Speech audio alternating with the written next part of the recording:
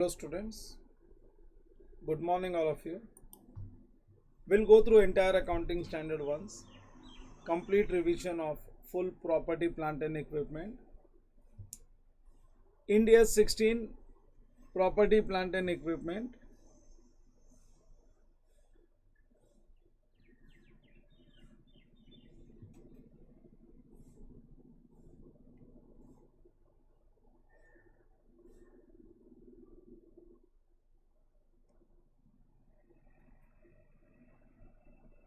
Yes, India 16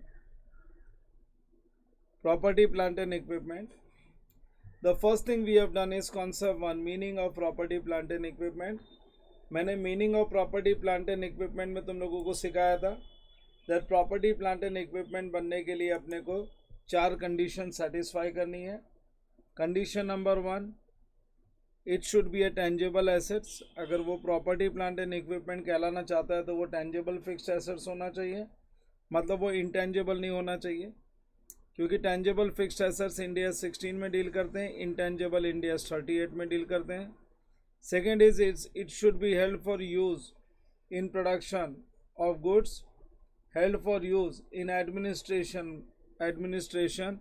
It is held for selling and distribution of goods and services. In short, it is held for production of goods and rendering of services, or it is held for earning rental incomes. It is held for earning rental incomes. So ये सब reasons होने चाहिए. और साथ में मैंने तुम लोगों को बताया था दैट और 2 कंडीशन है. It should have some economic benefits and its cost should be known to the enterprise. So ये 4 कंडीशन थी. वो टेंजेबल होना चाहिए, help for use for production of goods, for rendering of services और for earning rentals. It should have some economic benefits and the cost must be known to the enterprise. लेकिन साथ में ये बताया था कि उसका जो इकोनॉमिक बेनिफिट्स है ना, खाली बेनिफिट्स होना ज़रूरी है, क्वांटिफिकेशन इज़ नॉट रिक्वायर्ड. तो उसके लिए मैंने यहाँ पे तुमको पॉइंट्स कुछ क्लैरिफिकेशन पॉइंट्स दिए थे. If any enterprise install safety and pollution control equipments, that is fire extinguishers, air purifiers, तो ये कोई डायरेक्ट इनकम पीएनएल के क्रेडिट में नहीं देते, बट ये इनडायरेक्ट इकोनॉमिक बेनिफिट्स देते हैं. सो खाली बेनिफिट्स मिलने चाहिए, बिकॉज इनके वजह से दूसरे property plant and equipment better perform कर पाते हैं. हम छोटे मोटे सिमिलर टाइप के एसेट्स को ग्रुप करके एक सिंगल पीपी बना सकते हैं. We can aggregate multiple assets having insignificant value as single property plant and equipment for reporting purpose. Example है मोल्ड, डाइज, ये सब. लेकिन अगर बहुत ही वैल्यू इमटेरियल है तो पीएनएल में राइट ऑफ कर देना चाहिए. अगर ग्रुप भी नहीं किया जा सकता, इमटेरियल वैल्यू है. If any asset is not having material value then it can be expensed to PNL statement in the same year. उसको कैपिटलाइज करके एसेट नहीं बनाना है. ये था meaning of property plant and equipment. फिर आउट ऑफ स्कोप आ गया biological assets, that is living animals और प्लांट्स को अपने को प्रॉपर्टी प्लांट एंड इक्विपमेंट के स्टैंडर्ड में नहीं लेना है. Biological assets, living plant and animals जो है ना, इंडिया 41 में डील करेंगे. लेकिन बेरर प्लांट्स, वो जो फ्रूट ट्रीज है ना, they R India 16 property plant and equipment. जैसे मशीनरी गुड्स प्रोड्यूस करता है, फ्रूट ट्रीज फ्रूट्स प्रोड्यूस करते हैं और 1 से ज़्यादा साल फ्रूट्स प्रोड्यूस करते हैं. India 16 is also not applicable on mineral oils, mineral ores and other wasting assets. इन पे अप्लाई होता है इंडियाज 106, जो कि अभी तुम्हारे सिलेबस में नहीं है. नो, इंडस्ट्री में यूज़ होता है बट तुम्हारे सिलेबस में नहीं है. और India 16 is not applied on retired assets. That is what retired asset का मतलब है non current assets held for sale. Non current assets held for sale, इस पे अप्लाई होता है India's 106. India's 106 is applied on this. Now मैंने तुमको bearer plants के लिए नोट्स दिया था. बेरर प्लांट्स फ्रूट ट्रीज है, लेकिन वो कुछ कंडीशन सेटिस्फाई करते हैं. क्या कंडीशन सेटिस्फाई करते हैं? Number 1, it should have useful life of more than 1 year.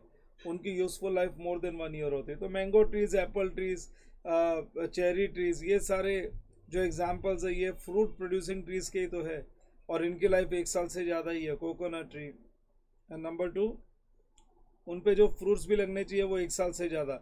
It should give economic benefits in the form of agriculture produce. हाँ, वो एग्रीकल्चर प्रोड्यूस देना चाहिए इन the form of fruits. Number 1, life more than 1 year. Number 2 is वो जो agriculture produce देंगे ना वो मोर than 1 years उससे इकोनॉमिक बेनिफिट्स मिलना चाहिए। सो एग्जांपल भी मैंने दिया, मैंगो ट्री है, फिर एप्पल ट्री है, कोकोनट ट्री है, आलमंड ट्री है, चेरी ट्री है। मेरा इंटेंशन यही होना चाहिए, मेरा इंटेंशन ये है कि मैं फ्रूट्स बेचूं, वो ट्री को कट करके नहीं बेचूं। अगर ट्री क्रॉप्स उनको कट करके उनका टिम्बर अगर मैं बेचता हूँ, वो क्रॉप्स अगर मैं हार्वेस्ट कर देता हूँ, तो फिर वो बेरर प्लांट्स नहीं है। यहाँ पे मैंने और फर्दर क्लैरिफिकेशन के लिए नोट दिया हुआ है, these trees are not grown with an intention of getting its lumber, that is its wood. ठीक है ना। इफ एनी ट्री और plant is grown with an intention of getting its wood or crops, then it will be considered as biological assets, उसको biological assets माना जाएगा। and India's 14 is applicable। Example है teak wood tree, हम लोग grow ही करते हैं उसके would के लिए। पाइन वुड है, मेपल वुड है, क्रॉप्स है, क्रॉप्स तो हार्वेस्ट हो जाते हैं तुरंत ही, 1 साल में 2 बार क्रॉप्स लगाते हैं हम लोग, वो रबी एंड खरीफ। सो वो हार्वेस्ट हो जाते हैं, पूरे क्रॉप्स को काट ही लेते हैं हम लोग और उसमें से ग्रेन्स अलग करते हैं एंड रिमेनिंग जो है that becomes food for cow buffaloes. So ये सब बेरर प्लांट्स नहीं है। बेरर प्लांट्स का मतलब है फ्रूट प्रोड्यूसिंग ट्रीज, वो ट्रीज जो फ्रूट प्रोड्यूस करता है उसको हम लोग बोलते हैं बेरर प्लांट्स। और मेरा इंटेंशन पहले से फ्रूट्स का उसके एग्रीकल्चर प्रोड्यूस से को बेच के इकोनॉमिक बेनिफिट्स कमाने का इंटेंशन होना चाहिए, ना कि वो ट्री को कट करके उसके वुड को बेचने का इंटेंशन होना चाहिए। जैसे मैंने एग्जांपल दिया चेरी ट्री का फ्रूट भी बिकता है, चेरीज भी बिकते हैं और एज वेल एज उसका जो वुड है वो भी कॉस्टली बिकता है मार्केट में। सो मेरा इंटेंशन क्या, अगर मेरा इंटेंशन उसका लकड़ा काट के बेचना है तो इंडियाज 41 में उसका अकाउंटिंग करूँगा, और मेरा इंटेंशन है कि मैं चेरीज बेचूंगा तो उसकी अकाउंटिंग होगी इंडिया 16 में। Then it becomes a bearer plants, it becomes like a machinery जिससे मैं गुड्स प्रोड्यूस कर रहा हूँ, यहाँ से मैं फ्रूट्स प्रोड्यूस कर रहा हूँ। उसके बाद में आ गया तो कॉन्सेप्ट नंबर 3, इनिशियल रिकॉग्निशन।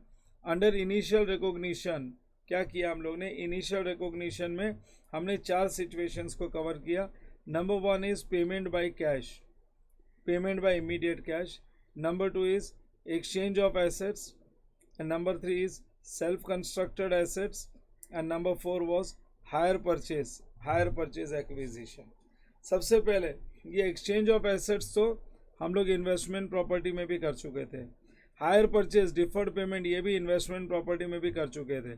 हमारे लिए इंपॉर्टेंट यही 2 बनता है, that is payment, immediate payment and self constructed asset. So आ गए हम लोग एक्विजिशन बाय इमीडिएट पेमेंट में। एक्विजिशन बाय इमीडिएट पेमेंट में मैं खरीद रहा हूँ और इमीडिएटली पे कर रहा हूँ। उसमें एक्सपेंसेस 3 पार्ट में डिवाइड होते हैं, purchase price plus related expenses plus estimated cost of removal. Purchase price जो होता है उसमें से ट्रेड डिस्काउंट माइनस करना चाहिए, purchase price net of trade discount. Related expenses में सबसे पहले आता है non refundable duties and taxes, refundable है तो लेना ही नहीं है, और अगर परचेज प्राइस में इंक्लूडेड है तो माइनस कर देना है। फिर आता है transportation charges, freight charges, transit insurance, loading unloading handling delivery charges, brokerage and commission. ये सारे एक्सपेंसेस तो मैं बोलता हूँ एसेट को जगह तक पहुँचाने के लिए है। फिर जगह पे पहुँचने के बाद में आता है site preparation expenses, site ready कराई जाती है वो प्रॉपर्टी प्लांट एंड इक्विपमेंट के लिए, उसको इंस्टॉल किया जाता है, इंस्टॉलेशन फिक्सेशन इरेक्शन चार्जेस, कोई प्रोफेशनल पर्सन की हेल्प लेते उसको फीस देते तो प्रोफेशनल फीस, एंड फिर ट्रायल रन, उसका टेस्टिंग फीस। ट्रायल रन में मटेरियल, लेबर, ओवरहेड्स जो भी लगे ऐड करो, कुछ इनकम जनरेट किए ट्रायल रन से माइनस करो और नेट अमाउंट इधर कॉस्ट में ऐड कर दो। ये हो गया रिलेटेड एक्सपेंसेस। रिलेटेड एक्सपेंसेस के बाद में कोई भी एक्सपेंसेस अगर हमने कोई मिस कर दिया ऊपर, सो एनी अदर एक्सपेंसेस जो एक्विजिशन से रिलेटेड था वो भी ऐड कर दो। सो ये भी रिलेटेड एक्सपेंसेस ही आ गया। हाँ, फिर उसके बाद में इंपॉर्टेंट है ऐड क्या करना है अपने को, उसके बाद हमको ऐड करना है present value of cost of removal before tax. जो हम लोग लास्ट में डिसमेंटलिंग के टाइम पे, जो हमारा स्क्रैप करने के टाइम पे जो खर्चा लगने वाला है डिसमेंटलिंग के लिए, वो हम लोगों को बिगनिंग में ही ऐड करके रखना चाहिए, लेकिन उसकी प्रेजेंट वैल्यू निकाल के रखनी चाहिए। इसमें मैंने प्रॉब्लम भी करवाया था और तुम लोग से असाइनमेंट भी लिया था। हाँ, कोई गवर्नमेंट का ग्रांट है तो वो माइनस कर देना है, and we get total cost of property plant and equipment. सिर्फ परचेज प्राइस का हम लोग पेमेंट करेंगे, जो परचेज प्राइस है इसका कैश पेमेंट करेंगे, ये जो रिलेटेड एक्सपेंसेस है ये कैश पेमेंट होगा, लेकिन ये जो प्रेजेंट वैल्यू है इसका प्रोविज़न क्रिएट होगा। तो उसके लिए मैंने एंट्री बनाई है, property plant and equipment account debit to cash bank purchase price and related expenses and to provision for removal cost. जो रिमूवल कॉस्ट की प्रेजेंट वैल्यू निकाली उसके लिए प्रोविजन क्रेडिट हुआ। फ्यूचर में ये प्रोविजन में चेंजेस भी आ सकता है, प्रोविजन क्योंकि ये एस्टीमेट है ना, एस्टीमेट बदल भी सकता है। लेकिन अगर कोई खरीदने के टाइम पे खरीदने के बाद एडवर्टीजमेंट कर रहे हैं for promotion of new product और न्यू लोकेशन, कोई इनॉग्रेशन का खर्चा है, स्टाफ ट्रेनिंग कॉस्ट है, प्रॉपर्टी प्लांट एंड इक्विपमेंट को एक जगह से दूसरी जगह शिफ्ट कर रहे हैं नए लोकेशन पे, जनरल ओवरहेड्स है, सेलिंग एंड डिस्ट्रीब्यूशन एक्सपेंसेस है, तो ये सारे एक्सपेंसेस ऐड नहीं होंगे। ये actually property plant and equipment के लिए नहीं है, ये बिजनेस को चलाने के लिए है। तो ये सारे एक्सपेंसेस पीएनएल में जाएंगे। All this expenses will be transfer to PNL. So ये मैंने एग्जांपल्स किए थे जो तुम लोगों को सॉल्व करने चाहिए। मैंने खुद के मेरे एग्जांपल्स भी दिए, वो बहुत काम के हैं। खुद के जो एग्जांपल्स होते हैं ना वो ऐसे ही नहीं है, तुम लोगों को पढ़ के नहीं छोड़ देना, दे आर वेरी इंपॉर्टेंट। सो ये अपना property plant and equipment purchase for immediate payment हो गया। After purchase for immediate payment हम लोग नेक्स्ट जाते हैं। परचेज फॉर इमीडिएट पेमेंट के बाद में कंटिन्यू, मैंने उसी को कंटिन्यू किया है। परचेज फॉर इमीडिएट पेमेंट के बाद में आगे देखो सेल्फ कंस्ट्रक्टेड एसेट पे जाएंगे, क्योंकि एक्सचेंज ऑफ एसेट्स में कोई तकलीफ नहीं है। Exchange of assets same investment property वाला ही है। अरे एक्सचेंज ऑफ एसेट्स अगर मैं शॉर्ट में बता भी दूँ तो मैंने ये एक एग्जाम्पल किया था ना, इसमें मैंने ना नोट में लिखा दिया था, in case of exchange of assets if the transaction has commercial substance then acquired asset will be recognised at fair value of outgoing asset. Acquired asset will be recognised at fair value of outgoing assets, that is 18 millions. वो तो छोड़ दो, problem है। लेकिन in case of where transaction has commercial substance, नया जो asset आएगा वो fair value of outgoing asset पे रिकॉग्नाइज होगा। लेकिन अगर if the transaction lakhs commercial substance, in case exchange of assets, if transaction lacks commercial substance then acquired asset will be recognized at book value of outgoing asset। जो outgoing assets है उसके book value पे, उसके carrying amount पे हम लोग incoming asset को record करेंगे। so याद रखना, आने वाला asset जाने वाले asset के fair value पे record होगा तो transaction has commercial substance। आने वाला एसेट अगर जाने वाले एसेट के बुक वैल्यू पे रिकॉग्नाइज होगा तो ट्रांजैक्शन लैक्स कमर्शियल सब्सटेंस। और प्रॉब्लम अगर साइलेंट है तो दोनों तरीके से सॉल्व कर देना। मैंने ये वाले प्रॉब्लम को दोनों तरीके से सॉल्व कर दिया क्योंकि प्रॉब्लम ने कुछ मेरे को डिटेल नहीं दी है। Regarding next is self constructed asset. Self constructed asset में खुद जो एसेट बनाते हैं उसमें मटेरियल कॉस्ट, लेबर कॉस्ट, कोई भी direct expenses and share in common expense, कोई जनरल ओवरहेड्स नहीं है, share in common expenses add कर दो, मिल जाएगा cost of property plant and equipment. लेकिन कोई वेस्टेज होगा ना तो वो ऐड नहीं करना। इफ एनी एबनॉर्मल लॉसेज इनकर ड्यूरिंग कंस्ट्रक्शन, हाँ construction of property plant and equipment के समय कोई मटेरियल वेस्ट हो गया, लेबर ने टाइम खराब कर दिया, कोई भी एबनॉर्मल लॉसेज आ गया तो वो अपने को यहाँ से हटा देना। It should not be added to cost of asset. और एक चीज़, अगर मेरे स्टोर से या दूसरे साइड से, एक साइड से दूसरे साइड पे कुछ मटेरियल ट्रांसफ़र किया है तो वो प्रॉफिट पे नहीं करना चाहिए, कॉस्ट पे करना चाहिए। If any inter departmental transfer is made from stores to construction site then cost of such transfer should be taken after elimination of internal profits. हाँ, इंटरनल प्रॉफिट्स को हटा के फिर उनको रिकॉग्नाइज करना चाहिए। चलो ये भी हो गया। सेल्फ कंस्ट्रक्टेड एसेट में मटेरियल, लेबर और डायरेक्ट एक्सपेंसेस ऐड करना चाहिए, share in common expenses add करना चाहिए। ये सब ऐड करके अपने को मिलेगा cost of self constructed asset. कोई एबनॉर्मल लॉसेस आएगा तो हटा दो उसको, any abnormal losses then remove it. और एबनॉर्मल लॉसेस के बाद में कोई अगर स्टोर से ट्रांसफ़र होता है, इंटरनल ट्रांसफ़र है, तो उसमें प्रॉफिट एलिमेंट नहीं होना चाहिए। आफ्टर सेल्फ कंस्ट्रक्टेड एसेट आ गया hire purchase asset. Hire purchase asset में जो भी फ्यूचर डेट को पेमेंट किया है उसमें से इंटरेस्ट हटाओ और जो कैश प्राइस आएगा that will be the cost of PPE. जो कैश प्राइस आएगा that will be the cost of property plant and equipment. If any property plant and equipment is acquired on hire purchase then we should consider cost of PPE equal to cash price only. Then we should consider cost of PPE equal to cash price only. Extra payment above cash price, that is interest.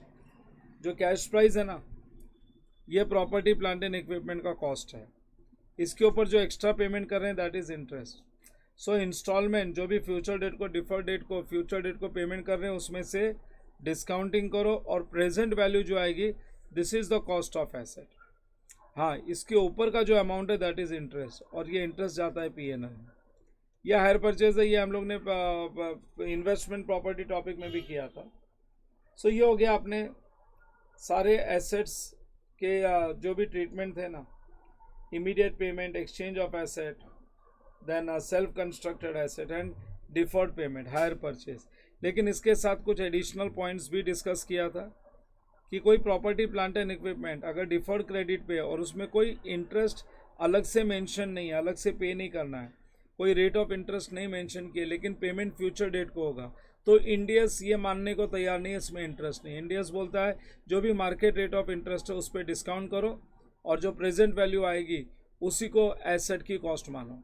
So if any property plant and equipment is acquired on deferred credit and no interest is required to be paid additionally, then also it is assumed that purchase price is inclusive of interest and we need to calculate the present value of purchase price to identify the interest or unwinding cost. जो interest unwinding cost है वो PNL में जाएगा और वो minus करने के बाद जो प्रेजेंट वैल्यू आएगी that will be shown as cost of PP. और एक जो पॉइंट हमने डिस्कस किया था वो था incidental income.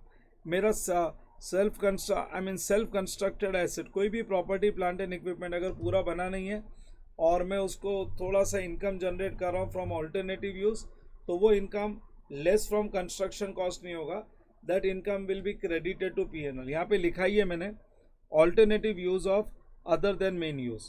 So as per the provisions of India 16, temporary income of property plant and equipment from its incidental operations should not be reduced from cost of PP, but it will be transfer to PNL. वो PNL में transfer होएगा, it will be transfer to PNL. It means that income from incidental operations will not affect cost of PPE. so incidental income से जो भी income आएगी वो cost of PP को effect नहीं करेगी, वो सीधा पीएनएल के क्रेडिट में जाएगी, है ना. उससे हम लोग cost of property plant and equipment को रिड्यूस नहीं करेंगे. जैसे ज़मीन है मेरे पास, use of land for parking area which was acquired for construction of factory building. So factory building नहीं बनाई और थोड़े दिन में उससे पार्किंग के लिए जगह देके मैं पेन पार्क के इनकम जनरेट कर रहा हूँ. सो वो कॉस्ट ऑफ फैक्ट्री बिल्डिंग से माइनस नहीं करना, ये इंसिडेंटल इनकम है, ये मेन यूज से other than main use income है. सो ये अपने को पीएनएल के क्रेडिट में लिखना पड़ेगा. सो ये अपना और एक पॉइंट था, ठीक है ना. हाँ, उसके बाद में एक और पॉइंट जो मैंने किया था, cost of property plant and equipment taken on lease. अगर फाइनेंस लीज है तो लेसी के बुक्स में जाना, क्योंकि ओनर लेसी होता है और उसकी कॉस्ट कैसे रिकॉग्नाइज करेंगे, present value of minimum lease payment, जो फ्यूचर डेट पे हम लोग रेंट पे करते हैं ना, डिस्काउंट करो और उसकी प्रेजेंट वैल्यू निकाल लो, या फिर जो भी मार्केट में फेयर वैल्यू चल रही है, दोनों में से विच एवर इज लोअर. लेकिन asset is given on operating lease, अगर ऑपरेटिंग लीज पे हम लोग एसेट को दे रहे हैं, if asset is given on operating lease, तो फिर ओनर लेसर होता है. लेसर के बुक्स में जाओ और लेसर के बुक्स में उसका जो नॉर्मल इंडिया 16 में अगर उसने इमीडिएट पेमेंट पे खरीदा तो इमीडिएट पेमेंट वाला रूल अप्लाई हो जाएगा. अगर उसने खुद ने बनाया तो सेल्फ कंस्ट्रक्टेड वाले प्रिंसिपल्स, रिकॉग्निशन प्रिंसिपल्स अप्लाई होंगे. अगर उसने डिफर्ड क्रेडिट पे लिया है तो वो वाला प्रिंसिपल अप्लाई होएगा. अगर उसने एक्सचेंज ऑफ एसेट में लिया है तो वो वाला प्रिंसिपल, जो भी नॉर्मल इंडिया 16 में रिकॉग्निशन प्रिंसिपल्स है उससे उसकी कॉस्ट आइडेंटिफाई करो, रिकॉर्ड करो, ठीक है. So this was cost of PP taken on lease. ये यहाँ पे हमारा रिकॉग्निशन इनिशियल कंप्लीट होता है, इनिशियल रिकॉग्निशन इज ओवर. अब हम लोग इसके बाद में जाते हैं इनिशियल रिकॉग्निशन के बाद सब्सिक्वेंट रिकॉग्निशन पे. मैं अलग अलग क्वेश्चंस डिस्कस नहीं कर रहा हूँ, वो तो तुमको करने हैं, जो क्वेश्चंस है वो तो तुम लोगों को सॉल्व करने हैं. सब्सिक्वेंट रिकॉग्निशन के 3 पार्ट थे. Day to day repairs and maintenance सीधा पीएनएल डेबिट कर देना, लेकिन अगर रिप्लेसमेंट है तो सबसे पहले तो रिप्लेसमेंट है, तो स्टार्ट से ही हम लोग एसेट के 3 पार्ट बनाएंगे, component 1, component 2 and total. 3 part का मतलब है जितने भी कंपोनेंट्स हैं, और सबको सेपरेटली हम लोग डेप्रिशिएट करेंगे क्योंकि यूज़फुल लाइफ सबकी अलग अलग होगी। और जो पार्ट को रिप्लेस करेंगे उस दिन उसकी जो बुक वैल्यू है वो निकाल देंगे, और जो नया कॉस्ट है वो ऐड कर देंगे, जो नया कॉस्ट है वो ऐड कर देंगे। Even for inspection also we are going to do the same thing. Inspection cost भी एक मेजर एक्सपेंडिचर है। सो कंपोनेंट बेस्ड मेथड से inspection is also part of cost of PP, और वो इंक्लूसिव होता है, फर्स्ट डेट में inclusive ही लेने का। जो भी टोटल वैल्यू उसमें inspection cost is part of that, it is not addition to that, it is part of that. So inspection को भी सेपरेट एक कंपोनेंट बेस्ड मेथड से डेप्रिशिएट करने का, फिर वो ज़ीरो हो जाएगा, फिर और इंस्पेक्शन कॉस्ट ऐड हो जाएगा। सो रिपेयर्स एंड मेंटेनेंस पीएनएल में जाएगा, लेकिन रिप्लेसमेंट कंपोनेंट बेस्ड मेथड से डेप्रिशिएट होगा। जिस दिन रिप्लेस करेंगे उस दिन जो भी बुक वैल्यू है वो बुक से आउट कर देंगे, डी रिकॉग्नाइज कर देंगे और नया कॉस्ट ऐड कर देंगे। Inspection that will be also depreciated by component based method, फिर खत्म हो जाएगा, वापस से इंस्पेक्शन कॉस्ट लगेगा, पुराना वाला राइट ऑफ कर देंगे in the form of depreciation, और फिर नया इंस्पेक्शन कॉस्ट ऐड कर देंगे। So that is what we have done with inspection cost and replacement cost. इतना रिकैप के लिए बहुत होता है जब मैं रिकैप करवाता हूँ, क्योंकि तुमने स्टैंडर्ड तो किया हुआ ही। ये हो गया सब्सिक्वेंट रिकॉग्निशन। हाँ, सब्सिक्वेंट रिकॉग्निशन के बाद आता है मॉडल्स फॉर प्रेजेंटेशन। मालूम है ये मॉडल्स फॉर प्रेजेंटेशन में बहुत टाइम गया था अपने को। Models for presentation took lot of time, हमने बहुत टाइम डाल दिया था इस पर। पहला तो है 2 मॉडल्स है बैलेंस शीट में शो करने के लिए, cost model and the other one is revaluation model. Cost model में क्या करने का, ओरिजिनल कॉस्ट माइनस डेप्रीसिएशन, जो बचेगा वो book value. Original cost minus depreciation, जो बच गया वो बुक वैल्यू। इसमें से इम्पेयरमेंट लॉस माइनस करो। इम्पेयरमेंट लॉस कब माइनस करने का, जब भी फेयर वैल्यू मार्केट में उसकी फेयर वैल्यू, बुक वैल्यू 100 है लेकिन मार्केट में फेयर वैल्यू 80 है, तो समझ जाने का 20 रुपये का इम्पेयरमेंट लॉस है। सो इम्पेयरमेंट लॉस वैसे ही बुक करेंगे, less from asset PNR debit, जैसे हम लोग डेप्रीसिएशन चार्ज करते हैं एग्जैक्टली वैसे ही बुक करेंगे। So impairment loss is calculated when fair value of property plant and equipment becomes less than the carrying amount. It is also known as downward revaluation. So cost model में depreciation minus करना है, impairment minus करना है, upward नहीं, upward के लिए revaluation model. सो downward में impairment आ सकता है। इम्पेयरमेंट का मतलब है वो दैट्स फॉर प्रूडेंस पर्पस। हाँ, और एंट्री भी दी है मैंने, पहली entry impairment loss to PPE and PNL account debit to impairment loss, ये हो गया। फिर आता है उसके बाद revaluation model. Under revaluation model अब ये रिवैल्यूएशन मॉडल में क्या करने का, as per provisions of India 16 entities can choose revaluation model for true and fair presentation of assets के ट्रू और फेयर प्रेजेंटेशंस के लिए अपने को रिवैल्यूएशन मॉडल फॉलो करना चाहिए। और जब रिवैल्यूएशन मॉडल फॉलो करेंगे तो मैंने कुछ पॉइंट्स बताए थे। सबसे पहले एंट्री पास होएगी PP account debit to revaluation reserves, property plant and equipment to revaluation reserves. कितना रिवैल्यू कर सकते हैं अपवर्ड, जितने मार्केट में फेयर वैल्यू चल रही है उससे ज़्यादा नहीं। हमारे बुक्स में वैल्यू 100 है, मार्केट में 120 वैल्यू चल रही है, तो 20 रुपये से रिवैल्यू कर दो। लेकिन ये पीएनएल के क्रेडिट में नहीं जाएगा, हम प्रॉफिट को मैनिपुलेट नहीं करेंगे। This will be credited to revaluation reserves, और revaluation reserves profit and loss का एक सेपरेट पार्ट है, अदर कॉम्प्रिहेंसिव इनकम। जो रियलाइज्ड प्रॉफिट्स नहीं होता ना, जो कैश प्रॉफिट्स नहीं होता, वो हम शो करते हैं ओसीआई में।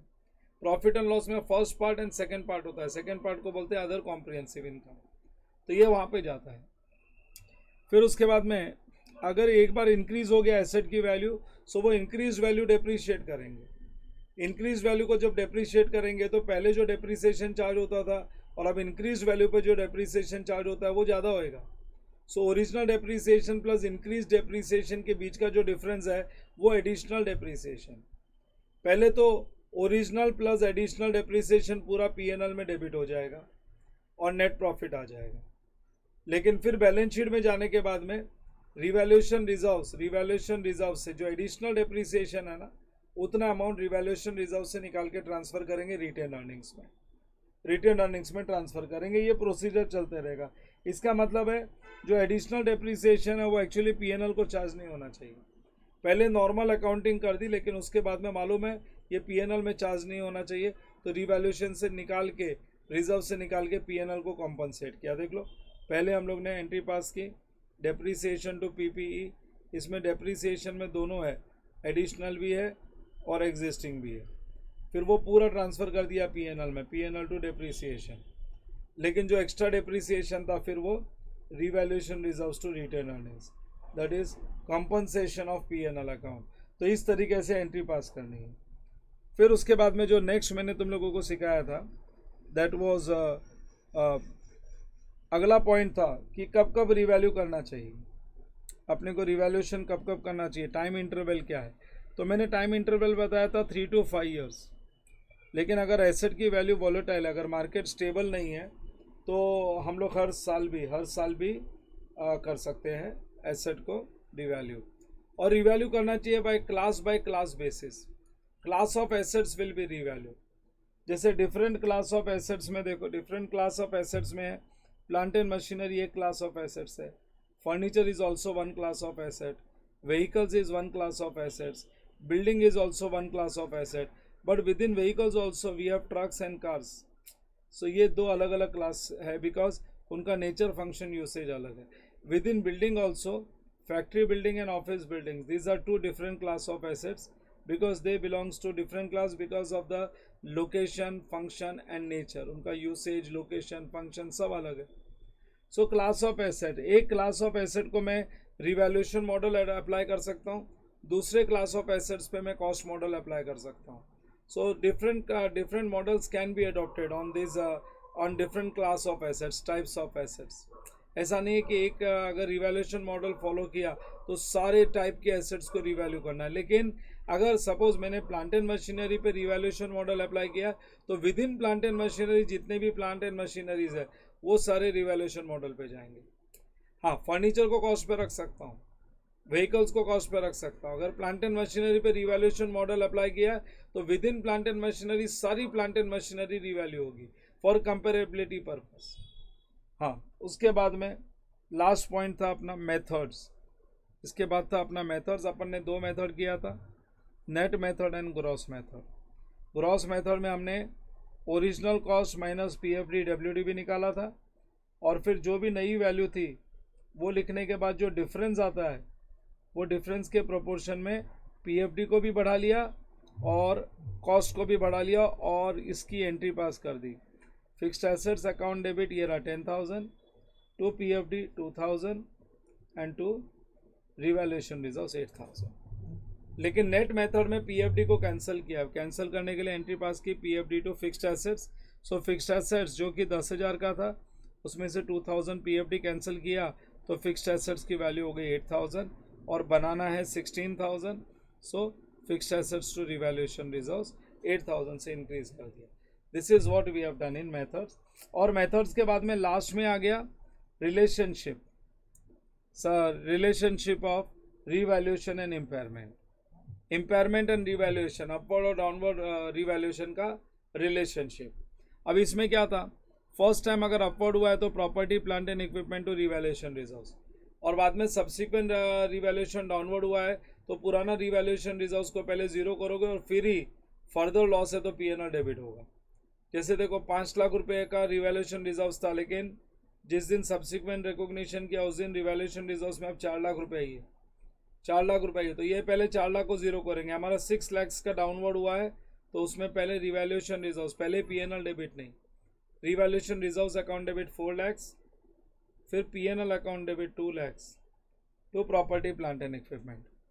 लेकिन फर्स्ट रिवैल्यूएशन अगर डाउनवर्ड और सब्सिक्वेंट अपवर्ड्स है, फर्स्ट डाउनवर्ड और सब्सिक्वेंट अगर अपवर्ड्स है तो उसमें क्या करने का, फर्स्ट डाउनवर्ड है तो मेरी एंट्री बनेगी PNL account debit to property plant and equipment.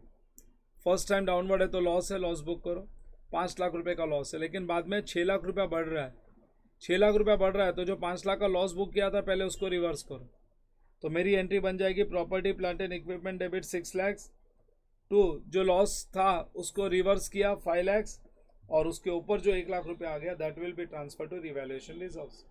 So revaluation में नंबर 1 एंट्री याद रखनी है, asset account PP to revaluation reserves.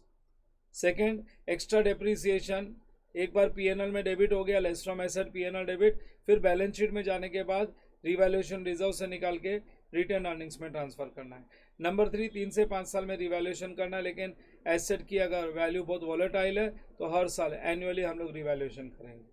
Number 4 was class of assets will B revalued. One class of asset can be kept at cost, other class of asset पे revaluation model apply हो सकता है, but with in class all assets will B revalued if revaluation model is adopted. फिर उसके बाद में next was class of assets के बाद आ गया मेथड्स। 2 मेथड है, ग्रॉस मेथड है, नेट मेथड। और मेथड के बाद में last was upward and downward revaluation. अगर अपवर्ड रिवैल्यूएशन रिजर्व्स किया था और रिवैल्यूएशन रिजर्व्स में क्रेडिट बैलेंस है तो डाउनवर्ड रिवैल्यूएशन करते समय पहले वो क्रेडिट यूज होगा, फिर पीएनएल डेबिट होगा। या पहले डाउनवर्ड रिवैल्यूएशन हुआ था और पीएनएल डेबिट हुआ था, और फ्यूचर में अगर अपवर्ड हुआ है तो पहले जो पीएनएल डेबिट हुआ था उसको पहले पूरा क्रेडिट करो। वो पूरा क्रेडिट होने के बाद फर्दर प्रॉफिट है तो वही रिवैल्यूएशन रिजर्व्स में जाएगा। This was about revaluation. After revaluation फिर तो छोटी छोटी बातें डेप्रीसिएशन की थी। रिवैल्यूएशन के बाद आ गया डेप्रीसिएशन। डेप्रीसिएशन में अपने पास 3 मेथड्स हैं। We have 3 methods of depreciation. कौन से 3 मेथड्स है? Straight line, reducing balance, units of production method. Methods कौन सेलेक्ट करेगा? Enterprise will select on the basis of nature of asset, on the basis of nature of asset, क्या type का assets है। और फिर इसमें पॉइंट्स बताए थे कि depreciation should be calculated for each asset separately, लेकिन ग्रुप ऑफ एसेट्स फॉर्म अगर करके रखा है तो ग्रुप को डेप्रीशिएट कर सकते हो। हाँ, फिर अगर if any asset is form by different components, अगर अलग अलग कंपोनेंट्स उनकी लाइफ अलग अलग है तो फिर डेप्रीसिएशन कंपोनेंट बेस्ड मेथड से चार्ज होगा, कंपोनेंट वाइज डेप्रीसिएशन चार्ज करेंगे। सेम एसेट कोई अलग अलग यूजफुल लाइफ है तो अलग अलग कंपोनेंट्स बना लेंगे। कोई लैंड एंड बिल्डिंग साथ में एक्वायर की है तो depreciation can be charge only on building, क्योंकि लैंड की लाइफ इनडेफिनेट है। डेप्रीसिएशन खाली हम लोग डेफिनेट यूजफुल लाइफ वाले एसेट्स को ही करते हैं। हाँ, under abnormal conditions even land can be depreciated, कभी कभी लैंड की भी लाइफ लिमिटेड हो जाती है। अच्छा, डेप्रीसिएशन कब से शुरू करना चाहिए? Number 1, when asset is ready for, when asset is held for more than 1 year, and number 2, when the asset is ready for use। ये 2 condition, asset is held for more than 1 year and it is ready for use. और कब depreciation रोक देना चाहिए? Number 1, जब asset को हम लोग ने डी रिकॉग्नाइज कर दिया, मतलब बेच दिया। And number 2 is if it is held for sale, उसको रिटायरमेंट दे दिया, बेचने के लिए रख दिया, तो यहाँ पे ये डेट से डेप्रीसिएशन चार्ज नहीं करना है। हाँ, कुछ चेंजेस आ सकते हैं डेप्रीसिएशन में, जैसे एस्टिमेटेड यूजफुल लाइफ बदल सकती है, एस्टिमेटेड सैल्वेज वैल्यू बदल सकती है, मेथड भी बदल सकता है। ये सब को हम लोग बोलते हैं चेंज इन अकाउंटिंग एस्टिमेट, और ये सारे चेंजेस प्रोस्पेक्टिवली हम लोग अप्लाई करेंगे। प्रोस्पेक्टिवली का मतलब है जिस दिन चेंज होगा वो दिन से चेंजेस अप्लाई कर देंगे। कोई पुराना रेट्रोस्पेक्टिव चेंज नहीं करना है अपने को, पुराने वैल्यूज़ को जाके नहीं बदलना है, एज पर इंड AS 8 के हिसाब से। फिर उसके बाद में मैंने ये सब एग्जांपल्स वगैरह सब करवा दिए थे तुमको, चेंजेस के भी, ये सब तुमको करने ही चाहिए। और फिर आगे डी रिकॉग्निशन, जब भी हम लोग बेचेंगे तो जो भी डिफरेंस आएगा, प्रॉफिट हो या loss, that will be transfer to P&L statement. ये समझाने की ज़रूरत नहीं है। Disclosure is audit requirement, disclosure तुम देख सकते हो, डिस्क्लोजर में मैं क्या डिस्कस करूँ। हाँ, ये लास्ट था change in expected cost of dismantling. जो याद है इनिशियल रिकॉग्निशन में हम लोग ने कॉस्ट ऑफ डिसमेंटलिंग ऐड किया था। अगर फ्यूचर डेट में या तो उसकी वैल्यू बदल सकती है, चेंज इन एस्टिमेटेड कॉस्ट। हमने सोचा था 50 लाख रुपया लगेगा रिमूवल कॉस्ट, लेकिन लगने वाला है 60 लाख या लगने वाला है 40 लाख, तो हमने जो प्रेजेंट वैल्यू निकाली थी वो रॉन्ग हो जाती है, तो उसको बदलने की ज़रूरत है। या फिर चेंज हो सकता है डिस्काउंटिंग रेट, मैंने 10% रेट से किया था और डिस्काउंटिंग रेट हो गया 7%, सो प्रोविज़न को बदलना है। और प्रोविज़न को बदलना बहुत ईजी है। क्या करने का, जिस दिन चेंज हो रहा है ना, जिस दिन बदलाव आ रहा है ना, उस दिन की प्रेजेंट वैल्यू निकालो, present value of original provision और प्रेजेंट वैल्यू उस दिन के डेट पे जो नया एस्टिमेशन है उसके हिसाब से वैल्यू निकाल लो। और जो दोनों का डिफरेंस है, अगर वो इंक्रीज़ हो रहा है तो इंक्रीज़ इन प्रोविज़न है, तो एंट्री बन जाएगी property plant and equipment account debit to provision for removal cost, और डिक्रीज़ हो रहा है तो provision for removal cost to PP we will reduce the value of property, plant and equipment. And this is the treatment. This treatment should be followed. ठीक है ना. Steps to solve भी लिखा के दिया था. Calculate original provision on the date of change. Calculate revised provision on the date of change. And the difference of original and revised provision will be either increase or decrease in provision. If increase, then add to cost of PPE, and if decrease, then deduct from cost of PPE. अगर increase है तो add to cost of PPE, और अगर reduction है then reduce from cost of PPE. चलो ठीक है, that's it. We'll stop here. So मैंने complete तुम लोगों को revision दे दिया इसका. I have given complete revision. Property, plant and equipment का मैंने कंप्लीट रिवीजन दे दिया है तुम लोगों को, जो मैंने टॉपिक करवाया था. और मैं ट्राई कर रहा हूँ कि सब टॉपिक का इस तरीके से तुमको बना के दूँ कि कुछ अभी तो ठीक है, अभी पूरा फ्रेश है माइंड में, लेकिन जब काफ़ी सारे टॉपिक्स हो जाते हैं ना, तब अपने को ये रिकैप्स बहुत काम में आते हैं. तब वो छोटे छोटे हर डे के समरी नोट्स, समरी जो वीडियोस में डालता हूँ वो, प्लस ये कंप्लीट लेक्चर का समरी, तब बहुत काम आता है. चलो that's it, will stop it here. ये स्टूडेंट्स की डिमांड थी, on the demand of students जो एग्जाम्स देने जाते हो, बोलते हैं सर बाकी सब कर रहे हैं, आप नहीं कर रहे हो. तो I started doing this also. चलो that's it, I will stop it here.